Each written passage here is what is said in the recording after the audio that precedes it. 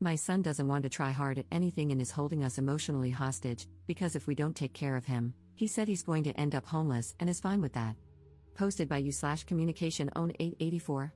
My son is 23 years old, recently graduated with a mechanical engineering honors degree, and has no college debt. He doesn't want to do anything. He has a job at a bike shop 2 days a week and doesn't work more than that.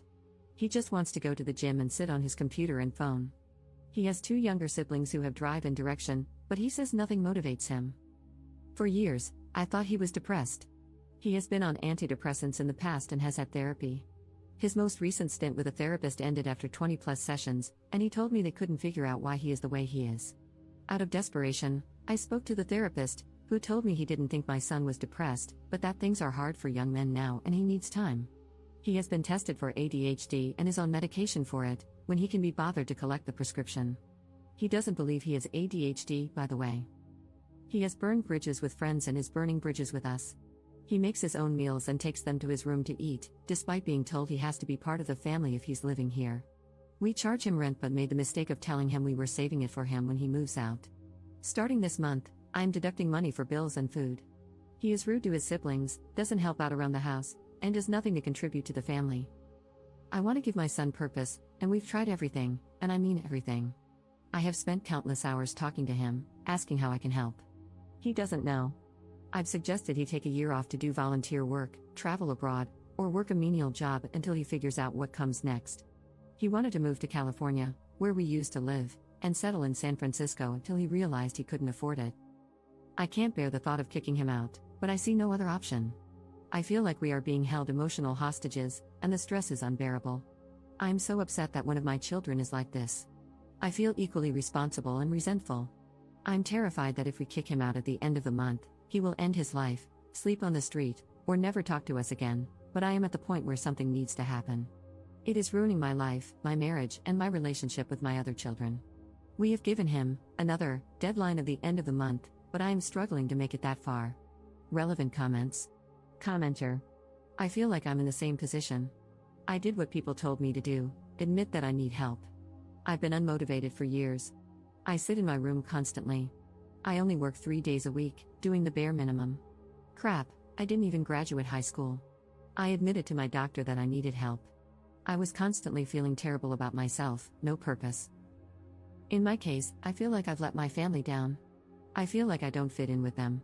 They tried talking to me about it, but overall, it just felt like they were victimizing me, asking dumb questions like, "Why are you depressed?" I don't know. Part of it is purpose. Nobody needs me. If I disappeared today, sure, people might be sad, but nobody needs me. This might not be what your son's going through, but I thought it might help to get a perspective from someone in a similar situation. To be honest, though, he's doing way better than me. I'm 23 as well, living at home. Ops response. Hi there, and thank you so much for responding, it's really helpful. You sound very much like my son.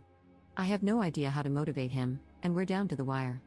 Perhaps having to put a roof over his head will be the motivation he needs, although when we talk to him about that, he says he doesn't care and that he'll be homeless. It's hard to know if he's serious or just being immature. He has never made any real decisions his whole life, and for one reason or another, we made some for him. We shouldn't have, we should have let him fail earlier on, but his dad couldn't do it. Now, my son doesn't know how to make decisions and has spent so long alone in his bedroom that he doesn't really know how to operate in the real world. This is why I'm worried about kicking him out, but if we leave things the way they are, he could still be living at home at age 30 or 40, and he isn't nice to live with, so it's not something I'm prepared to do. Update 5 months later. Op commenting on another thread posted in r/UK that was titled, How to Get My Child Moving in Life. Parent of a child in a similar situation until I took action. My husband took the same stance as you, that nothing much could be done. We disagreed to the point of real marital stress. I had an epiphany and waited until he left for a business trip, then tackled the problem. My house, my rules. I removed my son's computer, phone, and all other devices and stored them off-site. My 23-year-old threw a fit and stayed in bed for 3 days, not moving. I checked on him to make sure he was alive, took him coffee and food, and talked calmly. After day 3, he got out of bed, sulked, then went back to bed again. This time, I did nothing, no food, no water, no conversation. He stayed in bed in a dark room and wallowed. Of course, I was worried and checked for movement, but nothing more. After a few more days, He got out of bed and said he didn't want to live like this anymore. He agreed he needed a change, agreed he needed antidepressants, and started hanging out with the family. I gave him his phone only when he left the house. Want access to the internet? Go and get it, I will not provide it. That was in January of this year. By March, he was several weeks into antidepressants, was rebuilding his relationship with his siblings, was less angry, and had a job. Full disclosure, my husband made him go into the office with him every single day to look for work. My son did the bare minimum, but eventually, my husband found a job that looked interesting. He applied and got it. It's just a job, not a career path, but it has changed our world. My son now works full-time and has kept his old weekend job. He now works about 10 days in a row, then takes a day off, by choice. With his first paycheck, he bought some new clothes, the first in several years, and some accessories for his bike. He's also made friends at his new job and goes biking with the guys after work. He's found his passion for biking again. I cannot stress enough the utter relief we feel. I can now sleep at night and no longer worry about him. Sure, he needs to figure out a longer-term plan, but for now, we can sit back and watch him rediscover the world, and realize it's actually quite a nice place. You can do more. You can give her purpose. Stop facilitating her lifestyle. Take away her internet access. It could be the motivation she needs. Good luck, I know it's hard. Second update 6 months later. Up here again. I want to provide an update for any parents in the same boat who stumble upon this thread. It's been a year since my original post, and our lives have changed unrecognizably for the better. After my son started work, his confidence grew, and his self-esteem improved. He had purpose. Over the last year, we kept revisiting the move, and sometimes things got heated, but we stuck to our guns until we gave him a hard deadline. The deadline came, and we made him leave the house. It was so hard, we didn't sleep for 2 days, and my husband caved and asked him to come back. The shock of us making him move into a hotel had the desired effect. It took several more months and lots of reminders, but he eventually found a place on his own and moved out last month. He is now living independently, just a few minutes from his work, and is loving it. He enjoys earning money and paying his own way. He has experience buying a washing machine, learned how to plumb it in, and understands that sometimes you have to take a day off work to accept deliveries. He is learning that no one is going to unpack the boxes but himself, and that if he wants food, he has to go and buy it, even if he's tired. We offer our help and have, of course, helped a lot, but we haven't picked up any pieces. This is all on him. And best of all, our relationship is getting back on track. He comes over every Sunday for dinner, hangs out, and catches us up with his news. He is feeling so good about himself and loves standing on his own 2 feet. Relevant comments. Commenter.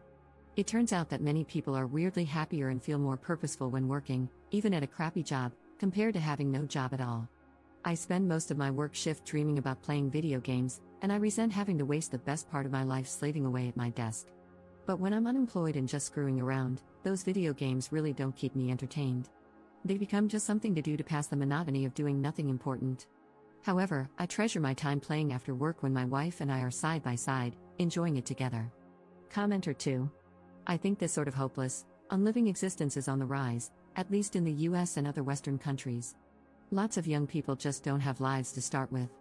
Our economy is screwed, there's no reason to believe hard work will ever pay off in the way we were promised, and pure distraction is pushed at us from every screen, and there are a lot of screens around. It's also definitely a privileged affliction. People who don't have parents to subsidize their non-existence obviously have to work enough to pay for their essentials, even if they're still depressed or purposeless.